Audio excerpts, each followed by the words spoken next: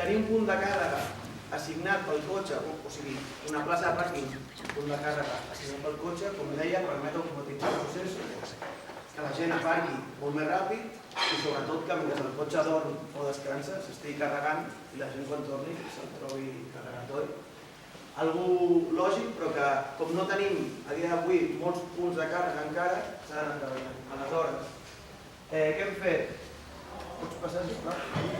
Bueno, Tecnocampus, com a Rubí, cas d'èxit perquè tenim dos places de pàrquing per als nostres cotxes. Aleshores, els cotxes descansen, estan carregant i la gent aparca molt més ràpid i se'ls troba carregats, oi? És un cas estupend. Què hem fet? Continuem.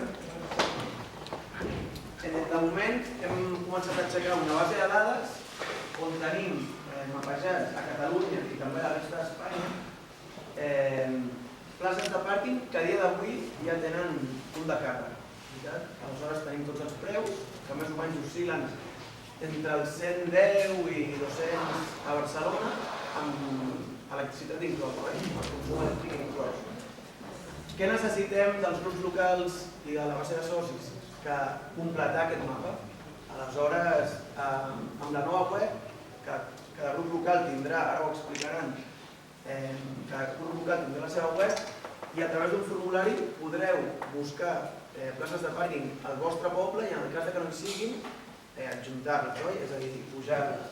Aviat rebrà un formulari perquè ens ajudeu a completar aquest mapa. Important, els requisits són pocs però són imprescindibles per trobar un pàrquing. 24 hores, és a dir, que sigui accessible a tothom, a qualsevol hora. Cobertura d'internet, ja ho hem parlat abans, per obrir el cotxe necessitem l'aplicació i necessitem internet, oi? Aquests dos elements importantíssims i clar, en el millor dels casos que tingui punt de càrrega, però evidentment sempre podem valorar instal·lar-nos.